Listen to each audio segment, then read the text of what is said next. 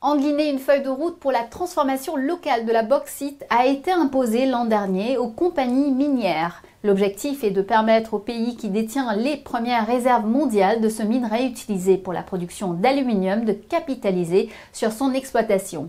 Mais des économistes et acteurs de la société civile émettent des doutes sur la concrétisation de cette décision du gouvernement.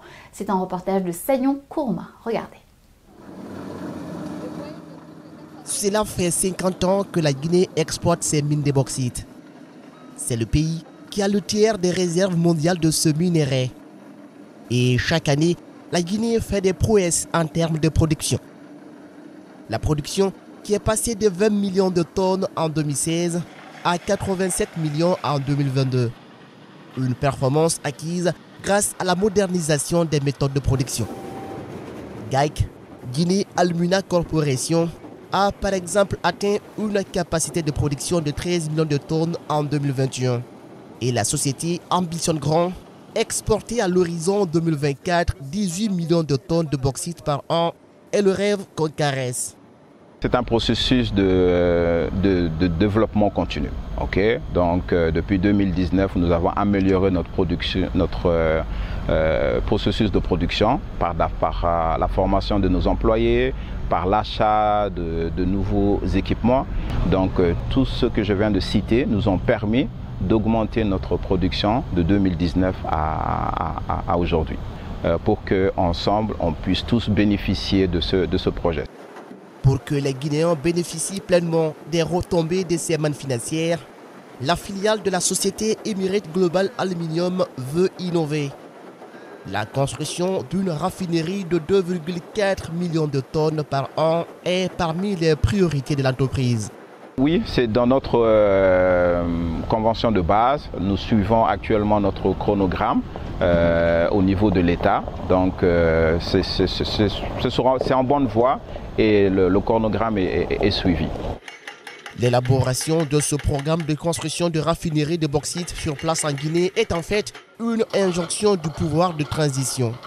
En avril dernier, la dizaine de compagnies de bauxite évoluant en Guinée ont reçu l'ordre de construire des unités de transformation en alumine. À date, 5 groupes de sociétés minières se sont formés et ont déposé leur chronogramme, une sorte d'échéancier des travaux. Les compagnies qui ont pris des engagements vis-à-vis de l'État, on veut vraiment qu'ils appliquent. Et on les a Son Excellence, Monsieur le Président de la République, a déjà convoqué et a demandé que chacune de ces entreprises dépose un chronogramme d'exécution, ce qui a été déjà fait. Donc on est en train de faire un dépouillement et puis une discussion avec ces personnes pour voir quelle synergie on peut adopter avec ces compagnies pour encore accélérer plus vite les besoins. Et l'objectif à court terme est au maximum de 3 ans qu'on ait au moins une extension ou création d'une nouvelle raffinerie en Guinée. Ça, c'est vraiment une transformation. Et dans le long terme, on veut devenir le leader mondial dans le secteur d'alumine comme ce qu'on est aujourd'hui dans la bauxite. Construire des raffineries, parce qu'avec ces unités de production, la Guinée pourrait quintupler ses recettes minières. La bauxite, qui rapporte 500 millions de dollars à l'État guinéen chaque année, pourrait passer à 2,5 milliards de dollars. Aujourd'hui, la contribution du secteur extractif, si on prend les recettes budgétaires, c'est 30,71%. La bauxite constitue entre 60 et 80% de ces recettes budgétaires.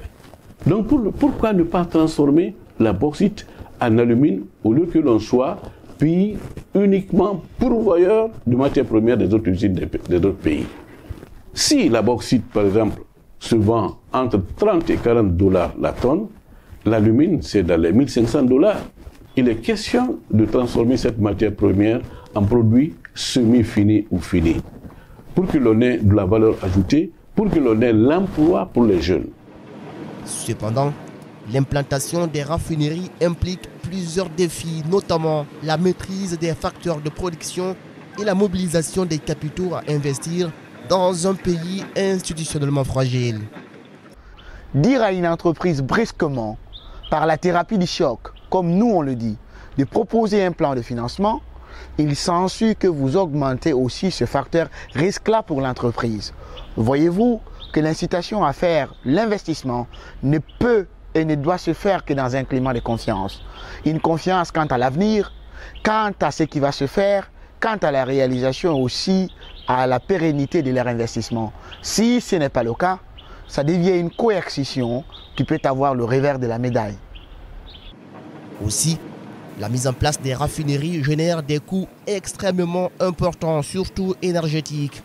En Guinée, le déficit énergétique se pose avec acuité. Tout d'abord, la nécessité pour le pays de finaliser la construction du barrage hydroélectrique de Swapiti, d'une capacité de 450 MW, en plus de Kalita qui a, elle, une capacité de 240 MW. La Guinée n'a pas d'énergie suffisante, même pour la consommation domestique, à plus forte raison un excédent qui peut être mis à la disposition des raffineries. L'idée de création des raffineries en Guinée est une idée réaliste, mais pas à court terme. Réaliste dans la mesure où nous avons toutes les potentialités qu'il faut pour mettre en place des raffineries ici, mais les conditions économiques du pays, les conditions de réalisation de ces raffineries demandent un peu de temps. Et il y a d'autres contraintes, les contraintes liées au financement, les contraintes juridiques locales avec l'État, mais aussi les contraintes liées à l'utilisation de la source d'énergie.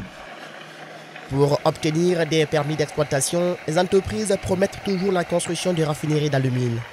Mais 50 ans après l'implantation de la première société de bauxite, le pays n'a qu'une seule raffinerie.